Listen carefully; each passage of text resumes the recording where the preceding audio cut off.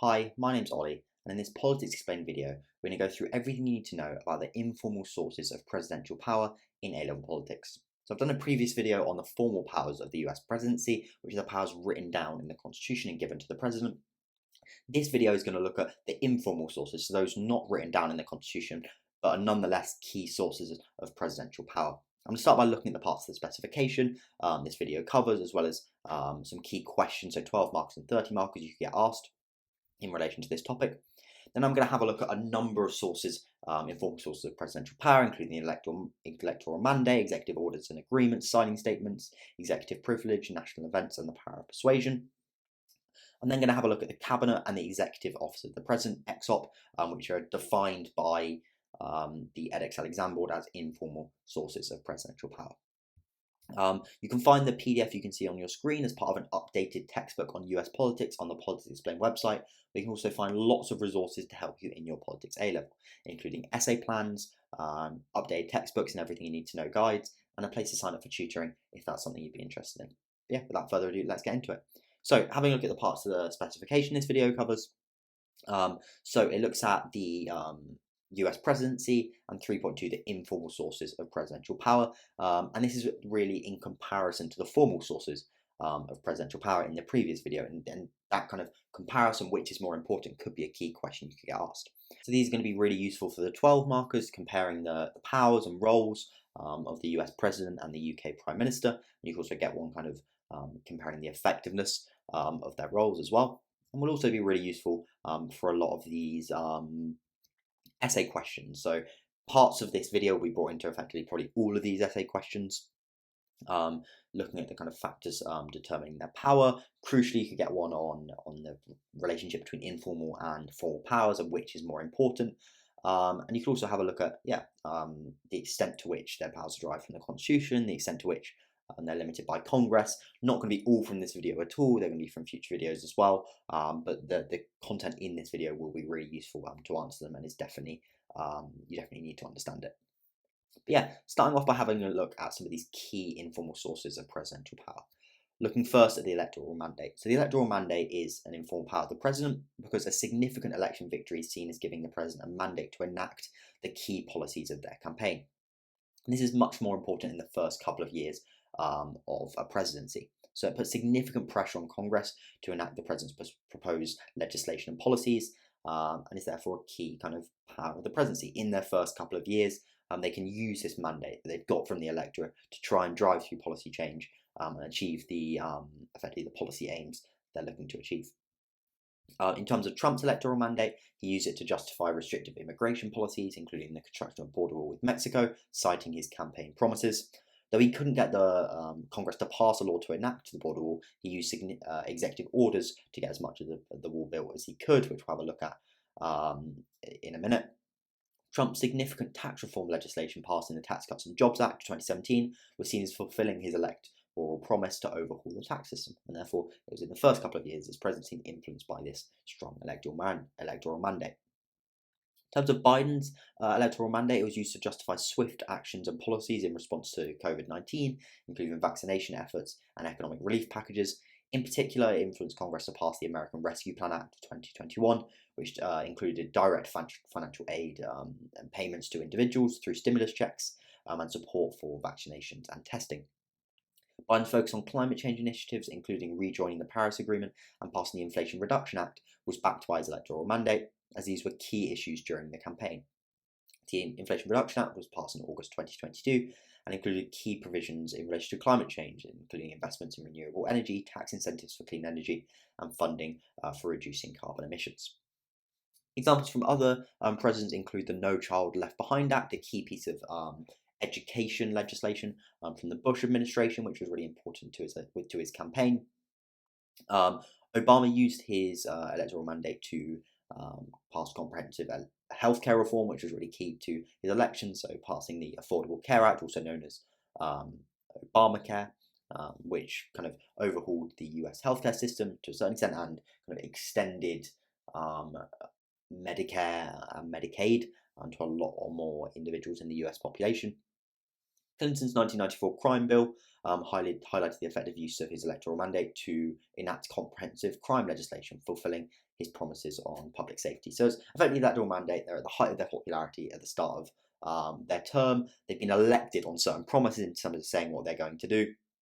They have that mandate to say to Congress, okay, you need to get this passed, and they're often successful in doing so, especially as there's normally unified government in the first couple of years of their presidency.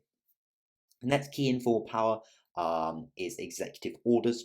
So these are decisions made by the president which give federal officials instructions to take certain actions. They have the same effect as laws, however, they don't require congressional approval and aren't explicitly mentioned in the Constitution. Instead, the power of the president to issue them is implied from their role as chief executive. They can be very easily issued by the president, and most presidents have issued hundreds of them in their time in office. Importantly, however, they can also be very easily repealed by future presidents. And they've been criticised for allowing presidents to make significant changes to US policy and life without congressional approval. On the other hand, though, it can be argued that they give the president important powers when Congress won't work with them, and their power shouldn't be overstated, as they can ultimately just be revoked by their successors, which of course laws can't be. In terms of Trump's executive orders, he signed 220 when president, including a number of high-profile ones. So at the first week of his presidency, he issued executive order 13,769, which called protecting the nation from foreign terrorist entry into the United States. And effectively what it did was place a 3-month ban on entry to the US from citizens from 7 majority Muslim countries, as well as a 4-month ban on refugees. In 2017, he signed an executive order that withheld federal funding from sanctuary cities. Both of these, actually, first two executive orders were then struck down by the courts after being judged to be unconstitutional. Biden signed a large number of executive orders since becoming president. In July 2022, after the overturning of Roe v. Wade, he signed an executive order titled Protecting Access to Reproductive Healthcare Services, which instructed government officials to protect access to reproductive healthcare services as much as possible. Other examples include Bush's response to 9/11 through executive orders, especially the creation of the Department of Homeland Security. So really significant decision, a really big impact on how the US government operated, and it was done through an executive order. And it shows the president's ability to quickly respond to national crises and reshape government structures. Obama's executive orders on immigration, particularly the Deferred Action for Childhood Arrivals, DACA, underscored his ability to shape immigration policy in the face of congressional gridlock and the refusal to pass the DREAM Act, which sought to do something similar. So Congress refused to pass the DREAM Act, so Obama sought to do something similar through DACA.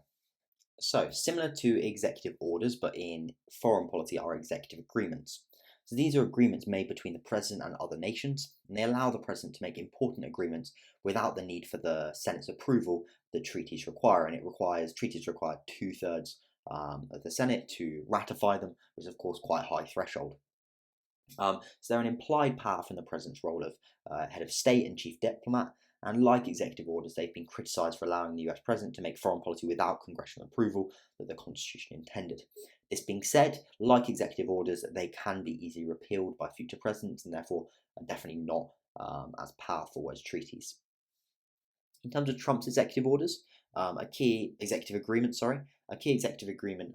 passed was an agreement with the Taliban in Afghanistan to begin reducing hostilities. So in exchange for a withdrawal of US troops within 14 months, the Taliban agreed to open talks with the Afghan government and prevent terrorist groups from using Afghanistan to attack the United States or its allies. And Trump crucially also repealed a really important executive agreement, the Joint Comprehensive Plan of Action, often known as the Iran nuclear deal, which the US under Obama had signed with a number of other Western countries and Iran. So once Trump was in office, he effectively removed the US from that deal, which effectively collapsed the deal. In terms of Biden's executive agreements, a key executive agreement made by Biden was in January 2021, soon after becoming president, when he rejoined the Paris Climate Agreement, which had been first entered under Obama, I think, and Trump reversed it once in power, but Biden then came in and re-entered it. It's a key agreement that requires countries to set emissions reduction pledges and is signed by a majority of countries in the world. The next key informal power we're going to have a look at is signing statements. So they're official documents issued by the President upon signing a bill into law. They often outline the President's interpretation of law and how they intend to enforce it. And they often use them to set out that they intend not to enforce a particular part of a law on constitutional grounds. Critics of signing statements argue that they allow presidents to essentially alter laws without congressional approval, and they can be seen as an encroachment on the separation of powers, giving the president undue influence over the interpretation and execution of laws.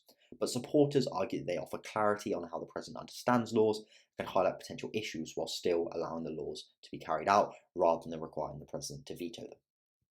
They were used a lot more by earlier presidents. So Clinton used over 380, Bush 160, and you should see they've been used a bit less by Obama and Trump and Biden so far. In terms of Trump signing statements, he issued a signing statement about the COVID-19 Relief and Government Funding Bill 2020, calling for increased direct payments to individuals. So this led to a brief delta in this financial assistance being given out to Americans, and led to Congress passing a separate bill to increase direct payments to individuals. So it also brought public attention to the bill's contents and debate over direct payments. In terms of Biden's signing statements, Biden issued a signing statement in relation to the US Taiwan Initiative on the 21st Century Trade First Agreement Implementation Act. So it's quite a long, bit of a wordy law. So he expressed constitutional concerns regarding the requirements of Section 7 of the Act, which he believed infringe upon the President's constitutional authority to negotiate with a foreign partner. And as a result, he said that his administration would treat these requirements as non-binding, therefore not listen to a part of the Act. Next key informal power of the presidency is executive privilege. So this is less important than these earlier ones, but effectively what it does is it's derived from the separation of powers doctrine and the need to maintain confidentiality in executive branch communications. And though it's not explicitly stated in the Constitution, it's considered inherent to the executive branch functioning. Though its use is sometimes criticised when used by presidents to protect themselves. What it does is it allows the president and other high-level officials to withhold information from Congress, the courts, and the public, particularly when it involves sensitive national security issues or internal executive branch deliberations. In 2020, Trump invoked executive privilege to resist congressional requests for his tax returns, arguing that these were private matters and not subject to congressional oversight. And he also used executive privilege to prevent key aides from testifying during the House impeachment inquiry, asserting that conversations between the president and his advisors are protected to ensure candid advice. In terms of Biden in 2023, Biden invoked executive privilege over certain classified documents related to the origins of COVID-19, balancing the need for public discourse with national security concerns. And then finally, looking at a couple of final ones. So the first one is national events. So national events such as crises, disasters, or significant societal shifts acts as an informal source of power for the US president by providing opportunities to lead, shape public opinion, and enact policies. During such events, the president often experiences a rally around the flag effect, where public support increases, granting them the greater leverage to influence policy and public discourse. Perhaps the most famous example of this is after 9/11, when Bush received a significant boost in popularity, including the Republicans winning majorities in both the House of Representatives and Senate elections in the 2002 midterms, and bipartisan support across Congress and the population for the US invasion of Iraq and the war on terror. National events can, however, also erode a president's popularity if handled poorly, or disrupt their attempts to drive through a policy agenda. Under Trump, the COVID-19 was a particularly key example of a national event that could be an informal source of presidential power and create a rally around the flag effect. And Trump used daily briefings to communicate his administration's response and decisions, influencing public perception and policy direction. But the fact that the pandemic failed to create this effect or bolster Trump's power shows how national events aren't as much the source of presidential power in the current hyper-partisan political environment. And his mishandling of the response to COVID played a key role in undermining its power, actually. So rather than bolstering his power and creating a rally around the flag effect, it led to increased division, and he was seen as ineffective, and it was one of the key reasons why he wasn't re-elected in 2020. In terms of Biden, Biden has faced similar difficulties in utilising national events to create a rally around the flag effect, with little effect on his poll ratings. There's been a number of events he's responded to in order to try and show his leadership and gain popularity, including following the Supreme Court's overturning of Roe v. Wade, and before taking control of office, actually, in response to the Capitol riots. But his poll ratings have remained low, nonetheless. And I think both of these examples kind of speak to the how rallying around the flag and getting support from the whole country is a lot more difficult in the current hyper-partisan political environment. The power of persuasion is a final kind of really key informal source of presidential power. It's derived from their ability to effectively communicate, influence public opinion, and garner support for their policies and decisions within Congress and from the public. So as they can't force Congress to do anything, and they rely on Congress to pass laws, what they can do is try and influence Congress. And their power, often referred to as the bully pulpit, allows the president to appeal directly to the American people and other political actors, seeking to shape the political narrative and sway legislative outcomes and policies without formal constitutional authority. There's different methods of persuasion, so they can use their vice president or their vice president's personal relationships and negotiation skills, and they can leverage these connections to garner support for their legislative priorities. And this is often why presidents pick vice presidents from the Senate and ones who have existing connections and have a kind of strong basis of power. So Biden directly reached out to moderate Republicans and Democrats to aid the passage of the bipartisan infrastructure bill in 2021.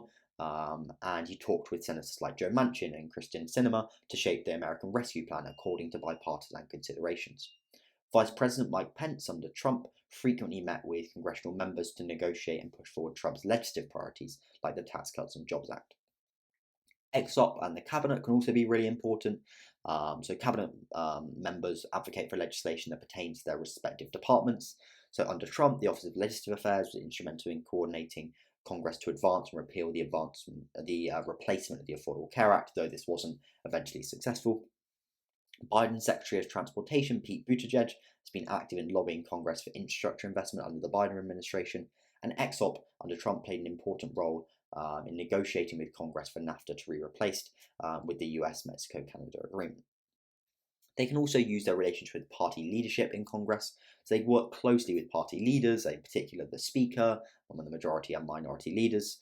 And it's really key for advancing the parties and the president's policy and legislative priorities. So Trump frequently collaborated with Senate Majority Leader Mitch McConnell to advance conservative judges' appointments and key legislative pieces or key pieces of legislation like the 2017 Tax Cuts and Jobs Act. And Biden has collaborated closely with Chuck Schumer, Senate Majority Leader, on the passing of the American Rescue Plan. And the final, another key way that presidents can use their power of persuasion is through offering perks and photo opportunities to individual members of Congress. So they sometimes offer kind of positions in committees, photo opportunities to persuade individual members of Congress to support their agenda. So President Trump's signing ceremony for the US-Mexico-Canada agreement notably included Senator Joni Ernst, providing her significant media exposure as she was up for re-election in a state positively impacted by the trade deal. So that was a key incentive for her to support the deal. President Biden hosted a bipartisan infrastructure meeting at the White House, which prominently featured Senator Mitt Romney, and it aimed at discussing the bipartisan infrastructure framework and gave Romney a significant media platform as a central figure in the negotiations. In the 2018 midterm elections, Trump threw his support behind Senator Ted Cruz of Texas, who was facing a competitive re-election. And Trump's endorsement resulted in, or culminated in a massive rally in Houston, where he lauded Cruz's accomplishments and alignment with his administration's policies, which greatly aided Cruz's campaign and his ability to get re-elected. And effectively, the president can use things like this as effectively kind of carrots, incentives in order to gain support for their agenda and vote through their priorities. And the final key way is through using the bully pulpit to put pressure on Congress. So presidents use the bully pulpit or their ability to command public attention to sway Congress by influencing public opinion. And this tactic is especially effective after an election when their electoral mandate is clear. So Trump's use of Twitter to advocate for the funding of the border wall stands out. So he frequently tweeted about the necessity for a border wall, and this constant public pressure contributed to the 2018-19 government shutdown over border wall funding. So though he wasn't actually successful in eventually doing so, or in it being successful in getting it passed through Congress, this was an attempt of his use to do so. Biden, in his efforts to pass the American Rescue Plan, delivered a series of speeches highlighting the urgent need for COVID-19 relief. His address to the nation in March 2021 laid out the benefits of the plan in direct, empathetic terms, aiming to create public momentum for its passage. And Trump also used Twitter to call out individual members of Congress who opposed his healthcare reform plans, targeting specific senators for their stance on the Obamacare repeal efforts and the fact that they effectively voted against repealing the Affordable Care Act. In terms of Obama's use of the power of persuasion, he was known for his exceptional oratory skills and his ability to connect with diverse audiences, and he had early success in rallying support for the Affordable Care Act, despite intense political opposition. Biden played an important role as vice president due to his experience in Congress. And Obama's close work with key congressional figures, including Speaker Nancy Pelosi, was crucial in navigating the legislative hurdles and eventually passing the Affordable Care Act. However, his reliance on persuasive speeches in the bully pulpit was much less successful in his second term, when he failed to persuade Congress to pass comprehensive immigration reform, the DREAM Act, gun control legislation, or to close Guantanamo Bay. And he's criticised by some on the left for not pushing hard enough for left-wing priorities, but he was ultimately unsuccessful due to his inability to persuade Republican members of Congress. In terms of Trump's use of the power of persuasion, his approach was very different, often characterised by direct, forceful rhetoric, particularly on Twitter. His ability to speak to and mobilise his base was a key strength, enabling him to maintain solid support among his followers. He effectively used this approach to push through significant policy initiatives such as the Tax Cuts and Jobs Act and various immigration policies. And he was very successful in influencing Republican members of Congress who feared a primary challenge if they publicly opposed Trump, so it was key particularly for Republicans in keeping them in line.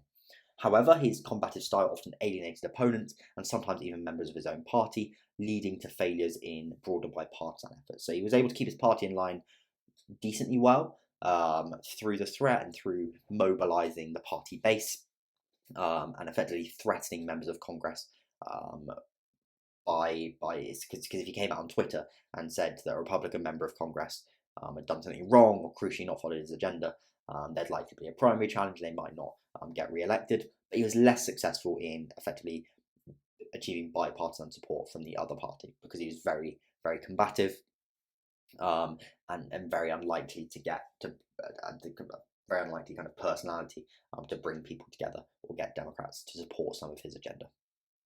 In terms of Biden's use of the power of persuasion, it's marked by a more empathetic and unifying tone, aiming to bridge the partisan divide. And his experience and long-standing relationships in Washington as a long-standing senator before he became president and also as vice president were assets in his persuasive efforts, particularly in the passage of the American Rescue Plan and the Infrastructure Investment and Jobs Act, particularly the latter, which received significant bipartisan support. He did fail to persuade Democratic Senator Joe Manchin to support the Build Back Better Act, though, which tanked the bill. Biden has faced challenges in persuading the deeply polarised Congress and nation in other areas, though, particularly in voting rights legislation and more expansive social policy initiatives. So his moderate approach, while successful in certain legislative negotiations, has sometimes been seen as less effective in rallying the progressive base of the Democratic Party and in influencing public opinion on more contentious policy areas. Okay, so what we're going to have a look at now are the Cabinet and EXOP, which are both defined by the exam board as informal sources rather than formal sources of presidential power, as they aren't explicitly mentioned in the Constitution. So starting off with the Cabinet and how it's an informal source of presidential power. So the Cabinet is made up of the Vice President and 15 heads of federal executive departments. Each member of the Cabinet is responsible for a certain area of policy. So Pete Buttigieg, for example, is the Secretary of Transportation. While not explicitly outlined as a power structure in the Constitution, the Cabinet plays a crucial role in advising the President on various policy areas. Its influence as an informal source of presidential power lies in its ability to provide specialised knowledge and support to the President, thereby enhancing the President's capacity to lead and govern effectively. As members of the Cabinet are appointed by the President, they have little independent power and will be fired if they clash with the President. When trusted by presidents, however, they can have a significant impact on policy. So, in terms of Trump's Cabinet, there was a high turnover in Trump's Cabinet and numerous public disagreements between Trump and some of his Cabinet members. So he fired or forced to resign more cabinet members than any previous president, including 2 chiefs of staff and 3 national security advisors. A number of cabinet members were able to have a significant impact, though. So Scott Pruitt and Andrew Wheeler, as Environmental Protection Agency administrators, significantly influenced Trump's environment policies, notably rolling back a lot of the environmental regulations from the Obama era and supporting the fossil fuel industry. As Attorney General, Jeff Sessions had a major impact on Trump's immigration policies, most notably through the implementation of the zero tolerance policy, which led to family separations on the US-Mexico border and reflected Trump's strong stance on immigration. Some of these key cabinet members can have a key role in driving through certain policies.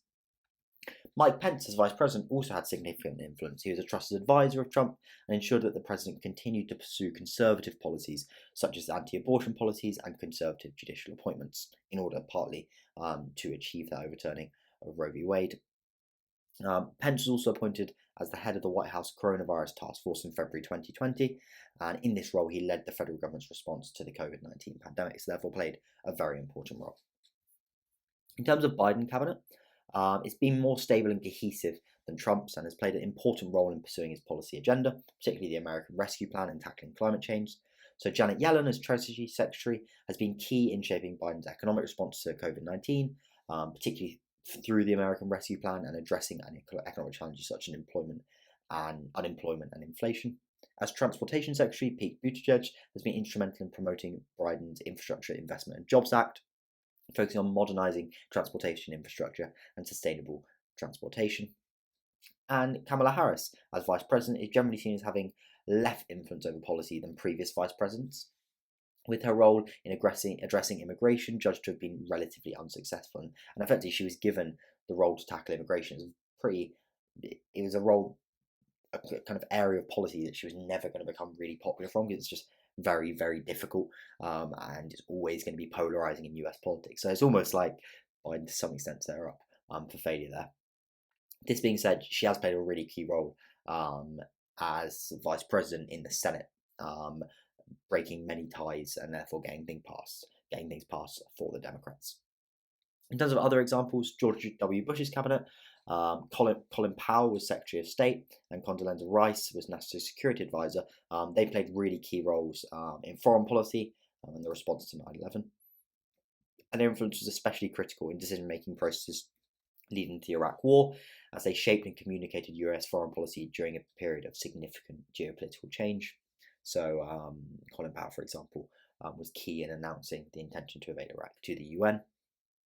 In the Clinton administration, Madeleine Albright's role was crucial in navigating complex international situations like the Balkan crisis in the late 1990s, and her diplomatic efforts were instrumental in the US response to conflicts in the region, including NATO's intervention in Kosovo. So quite a few examples there of cabinets. As I mentioned at the start, the cabinet doesn't have as much power as the UK cabinet, so it might have as much power over policy. They play an important role in influencing policy, as there's been a range of examples we've gone through here where they have played an important role. But it's important to be considered that their power is pretty much entirely dependent on the president, because there's a separation of powers. They're not in Congress, and they don't really have any other. If they get fired, they don't really have any other jobs. So that gives them little bargaining power to really challenge the president, as cabinets are more likely or better able to do in the UK, because cabinets are MPs and they're often high-profile MPs who can threaten to remove the Prime Minister if the Prime Minister does something they don't like. So the cabinet does have influence in influencing policy, but less like independent power compared to the president as the cabinet in the UK does compared to the Prime Minister. And the final thing we're going to have a look at is the Executive Office of the President, also known as EXOP. So, starting off with what is EXOP. So, EXOP was established in 1939 to provide the President with the support needed to govern effectively.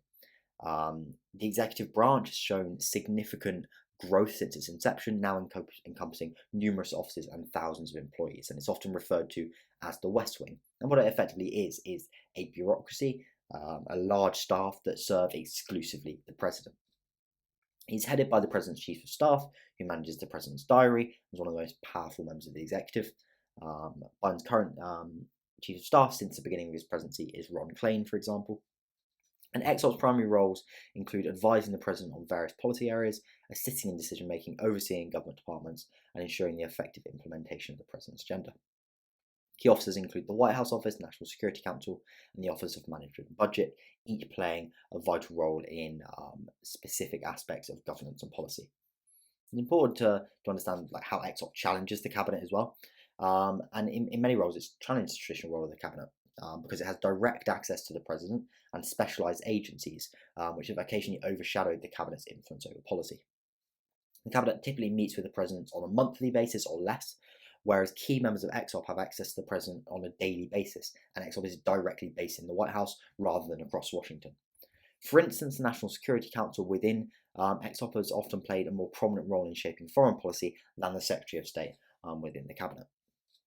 In recent administrations, key decisions and policy formulations have frequently been driven by EXOP staff and advisors, sometimes reducing the visibility and influence of cabinet members in certain policy areas. And this shift reflects the growing complexity of governing and the need for specialised expertise that EXOP provides. So under Trump, the National Security Council advisor Jared Kushner played a significant role in foreign policy, which is traditionally the remit of the Secretary of State. So Jared Kushner was part of EXOP. He was an advisor. So, for example, he played an important role in the Middle East peace negotiations that became the Abraham Accords. Under Biden, Ron Klain has had significant involvement in coordinating the administration's response to the COVID-19 pandemic and the legislative agenda, such as the American Rescue Plan. These would traditionally have been controlled by the health and economic secretaries in the cabinet. What we're going to have a look at now is different parts of EXOP. The first one is the National Security Council, which is responsible for coordinating and advising on national security and foreign policy matters. The NSC provides expert advice to the President on national security issues, coordinates policies among various agencies, such as Departments of Defense, state and intelligence agencies, and plays a central role in managing and responding to crises that affect national security. Firstly, under Trump, so Trump's presidency was marked by really high turnover, as with the cabinet. It's high turnover in the position of National Security Advisor, including high-profile figures like Michael Flynn, H.R. McMaster, and John Bolton. And this reflected changing approaches to national security. It was directly involved in shaping Trump's approach to North Korea, including historic summits with Kim Jong-un. Key decisions, such as the withdrawal from the Iran nuclear deal and Paris Climate Agreement, were influenced by the NSC's input, whilst National Security Advisor John Bolton played an important role in advising President Trump not to leave NATO when he was relatively close to doing so at one point. There's a really good BBC documentary on Trump where it kind of has some behind-the-scenes footage in relation to this. The NSC's role and influence can vary depending on the administration and the specific national security challenges faced, and its effectiveness often hinges on the relationship between the National Security Advisor, the President, and other key figures within the administrations. And often it's up to the President to determine how much power the Cabinet has compared to EXOP, because it's ultimately who they decide to listen to. Under Biden, the NSC has also been important in reversing some of Trump's policies, such as rejoining the Paris Climate Agreement and renewing participation in the WHO. Also played a really important role in advising and coordinating the withdrawal from Afghanistan in 2021, which is a really key foreign policy decision of the Biden administration. And in late 2023 and early 2024, it's played an important role in providing Biden with intelligence in relation to Hamas's terrorist attacks and the consequent war between Israel and Hamas. Just having a look at another example, during Obama's presidency, the NSC played a critical role in the planning and execution of the raid that resulted in the death of bin Laden. And this kind of operation was a combination of extensive intelligence gathering and strategic planning, highlighting the NSC's integral role in advising the president on national security matters and coordinating actions among various intelligence and military agencies. Next key part of EXOP we're going to have a look at is the Office of Management and Budget, which oversees the preparation and administration of the federal budget. So three kind of key functions of the OMB. So first is budget development, assists developing and submitting the federal budget to Congress. Regulatory oversight, so it reviews and coordinates the federal regulations proposed by executive agencies, ensuring they align with the administration's policy and budget priorities. And it also oversees and coordinates the administrative practices of executive agencies, aiming to improve efficiency and effectiveness across government. Under Trump, the OMB was really important in drafting budget proposals that prioritise increased military spending and substantial cuts to environmental, health, and social services programmes. And the key role of the OMB under Trump was therefore to roll back regulations, particularly those related to environmental protections and financial oversight, in line with his administration's kind of deregulation, very Republican conservative agenda. Mick Mulvaney and Russell Vought served as directors of the OMB during Trump's presidency, playing significant roles in implementing these policies. Under Biden, the OMB has played an important role in formulating budgets and addressing COVID-19. He's also been involved in reversing many of Trump's kind of deregulatory efforts, so implementing more regulation in relation to the environment, climate change, and healthcare. And Director Shalanda Young has been instrumental in managing the budget process aligned with Biden's priorities, such as infrastructure investment and social welfare programs. In terms of other examples, under Bush, the OMB played a vital role during the financial crisis, particularly in managing the Troubled Asset Relief Program, which is crucial in stabilising the financial sector. And in the Clinton era, the OMB contributed significantly to achieving a federal budget surplus, which is a key achievement of his administration by implementing fiscal discipline and prioritising debt reduction. And this kind of federal budget surplus has not happened since. The final key thing we're going to have a look at, and potentially the most important one, is the White House office, which comprises the president's key personal and political staff members who directly assist and advise the president in a range of capacities. So it's really key in the functioning of the presidency, providing essential support, advice, and management to ensure the president's agenda and administrative responsibilities are effectively carried out. Its influence and operation vary significantly from one administration to the other, reflecting the priorities and style of each president. So its key functions, firstly, it's advisory, so it provides direct advice to the president on a key range of issues. It's also in terms of administration and operations, so it manages the day-to-day operations of the White House, coordinating events, communications, who the president sees, etc. And also a liaison to Congress and the public.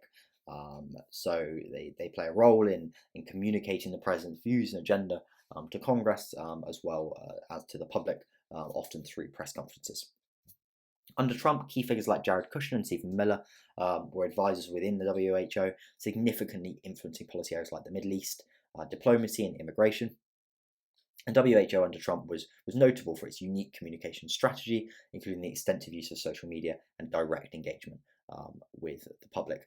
As with all of EXOP under Trump, there was significant staff turnover and several controversies reflecting kind of the tumultuous nature of the administration's internal dynamics across the government effectively. Under Biden, the WHO has been characterised by a more traditional and coordinated approach to policy and communication, focusing on a broad range of issues from COVID to economic recovery. And Ron Klain, as Chief of Staff, has played a really key role. It's been really important, WHO in particular, in coordinating with Congress on a number of key issues, particularly those that are bipartisan, such as the Infrastructure Investment and Jobs Act. Sorry, I thought that was the last one, but the final one actually, part of EXOP we're going to have a look at is the Office of Legislative Affairs, which is a division within the White House responsible for managing the president's relationship with Congress. So it serves as a primary channel of communication between the White House and the legislative branch of federal government. So the White House office does some of it because it's kind of quite key and directly for example, the Chief of Staff is the closest person to the president, but the Office of Legislative Affairs kind of has this direct role. So under Trump, it was involved in efforts to repeal and replace the Affordable Care Act, which it unsuccessfully did. It wasn't able to do, and in successfully passing the Tax Cuts and Jobs Act of 2017. Mark Short served as Director of Legislative Affairs for part of Trump's term, playing a significant role in these early legislative efforts. But the office faced challenges in navigating a highly polarised Congress, which affected the lack of legislative success. Under Biden, the Office of Legislative Affairs has been central to negotiation and passage of significant legislation like the American Rescue Plan and the bipartisan infrastructure bill. Louisa Terrell, as Director of Legislative Affairs, has been instrumental in managing the administration's relationship with Congress, especially securing bipartisan support for many of Biden's legislative priorities. It's really focused on this bipartisan cooperation as well. So yeah, that's everything in terms of the informal powers of the presidency. Obviously, it's quite a long video, lots of detail, and you definitely only need to use all of it, or even all of the informal powers in your exam. Having a good understanding of them is really important. Let me know if you've got any questions in the comment section below, and I'll see you in the next video.